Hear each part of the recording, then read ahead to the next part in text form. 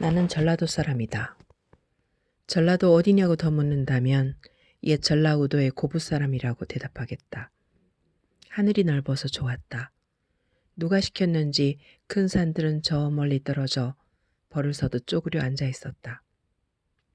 동서를 가로지른 산줄기가 남쪽에 서니 물길이 북쪽으로 났다.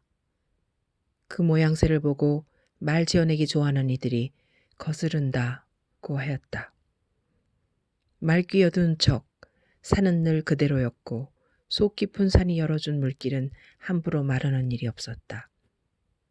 한때는 신선이 되어보겠다고 저기 산 너머로 간 이들이 덜어 있었다 한다. 낮은 구릉의 남쪽 사면에는 소나무 숲으로 뒤태를 가린 작은 마을들이 있었다. 뒷동산에 올라서면 마을 앞에서 작은 냇물 둘이 몸을 섞어 강을 이루고 마을을 굽이돌아 바다를 향해 느릿느릿 흘러가는 것을 한눈에 다 볼 수 있었다.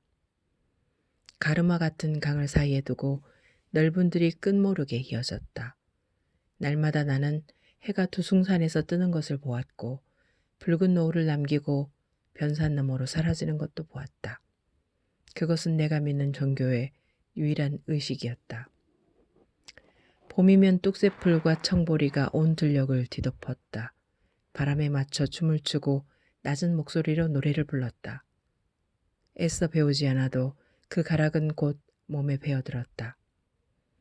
백중살이 무렵에 큰 비가 내리면 마을 앞까지 바다가 쳐들어왔다가 물러갔다. 그래도 가을 들녘은 황금보다 더 반짝거렸고 흉년이든 풍년이든 사람들은 추수가 끝난 빈들에 연기를 피워 고마운 마음을 하늘에 실어보냈다. 겨울이면 눈이 펑펑 소리를 내며 내려서 온 세상을 눈부신 고요 속에 며칠씩 가두어 두었다.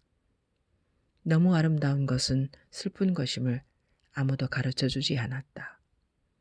어느 해 늦은 여름날 어른들을 따라 줄포의 갯벌에 개를 잡으러 다녀온 미아가 삶은 고둥을 가득 담은 바가지를 들고 찾아왔다. 내가 물었다. 바다는 어떻지?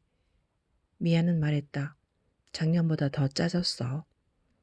어린 미아는 바닷속에 소금 맷돌이 돌고 있다는 이야기를 고지 믿었던 것일까?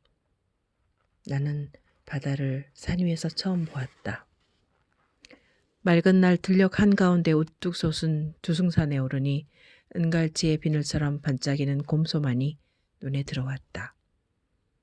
산 꼭대기 절에 지성을 드리러 온 이들은 바다를 향해서도 두 손을 모아 절했다.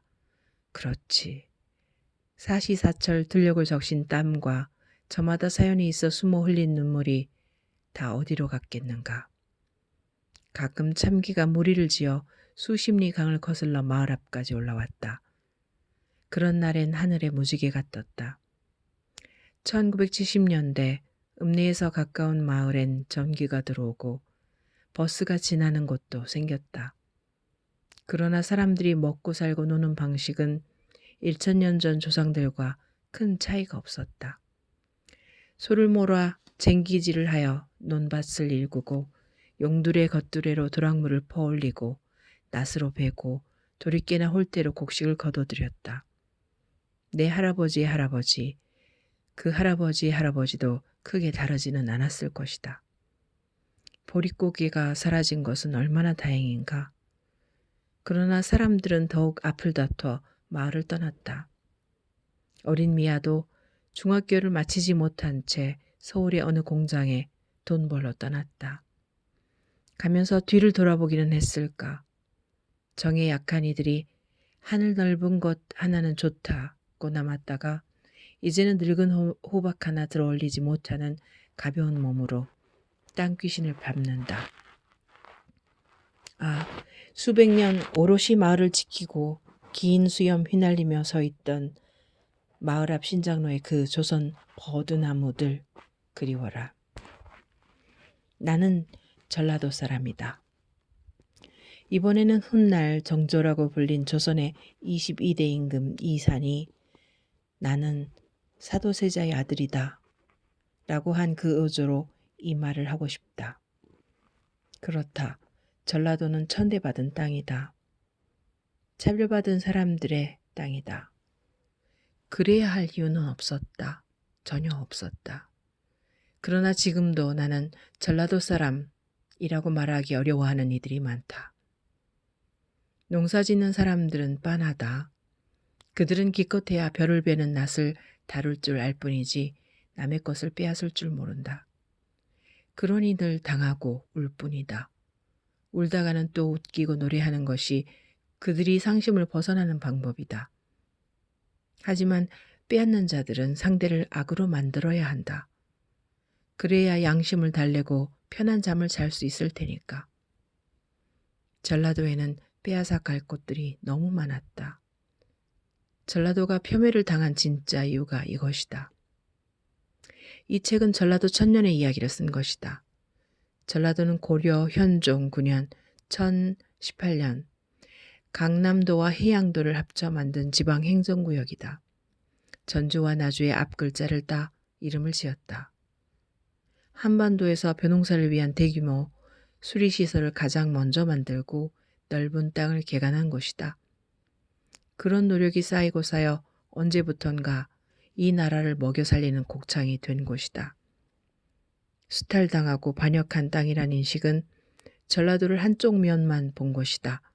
문제에 먼저 직면하였기에 앞서 해결책을 모색하고 제 몸을 부셔 벽을 깨뜨리려 애쓴 사람들의 땅이라 해야 맞는다. 전라도의 천년은 한국 현대사 표층 바로 아래 의미심장한 지층을 이루어 쌓여 있다. 그것을 보여주고자 이 글을 쓴다. 1장은 임진전쟁 때 전라도 이야기다. 조선이 일본을 물리치는 마지막 보루가 된 곳이 전라도다. 그러는 동안 코배임을 당하면서 이 나라와 백성을 지킨 사람들의 이야기다. 2장은 조선 불교 이야기, 그리고 부처의 화신 진묵대사 이야기다. 3장은 신선을 꿈꾼 사람들의 이야기다. 허균이 소설로써 남긴 남궁선생과 청하자 권극중이 주인공이다. 4장은 전라도 농경지를 일군 피땀 어린 역사를 다룬다. 벽골제, 눌제, 개간 간척 이야기이다. 5장은 전라도 선비 유학자의 계보를 다루고 6장은 가보년 동학농민전쟁과 항일 의병 이야기. 그 전사로서 1862년 임술년 밀란 이야기로 시작한다. 7장은 동학의 창시자 최수은에서 시작해 증산 강일순, 보천교의 차경석으로 이어지는 개벽사상을 다루고 있다. 마지막 8장은 조선 말에서 1950년까지 토지를 둘러싼 갈등과 그 부분적 해결책으로서 농지개혁 이야기를 다룬다. 설명하기보다는 보여주는 쪽이 좋겠다고 생각했다. 그런 서술 방식을 취하면서 근거가 불충분한 이야기나 사료 비판이 충실하지 못한 주장을 담는 것은 배제했다. 기자가 현장 취재하듯 접근했다는 점을 먼저 밝혀두고 싶다. 이 글을 본격적으로 쓰기 전에 많은 곳을 답사했다. 가장 먼저 간 곳은 서울 조계사다. 대웅전을 보러 갔다. 경복궁의 근정전에 버금가는 크기에 웅장한 그 건물은 1937년 정읍에서 실어온 것이다. 보천교의 성전인 11전을 해체해 실어다가 한국불교 총본산 건물로 다시 지은 것이다. 거기에도 참으로 많은 이야기가 있다. 그러나 아는 사람은 극히 드물다. 전라도 이야기는 알맹이 없이 빈 껍데기만 유통된다는 안타까운 마음이 이 책을 쓰게 했다. 나는 내 고향의 역사를 미화할 생각이 없다. 그런다고 내 얼굴에, 우리 고장 사람들의 얼굴에 무슨 빛이 나는 것이 아님을 잘 알기 때문이다. 영광과 치욕은 어찌 보면 같은 것의 두 얼굴이다. 그러므로 나는 왜 그런 일이 벌어졌을까 하는 질문에 정면으로 마주하려 했을 뿐 장엄한 향토사를 쓰려는 생각은 애초 하지 않았다. 만약 그런 서술이 있다면 내가 아직 철이 덜 든 까닭이리라. 이 책을 읽는 독자들이 전라도를 어떻게 생각할지 예단할 수 없지만 나는 독자들이 전라도 사람들도 우리랑 똑같구만 이라고 생각한다면 그저 기쁠 것 같다. 이 책을 쓰겠다고 마음을 먹은 게 10년 전이다.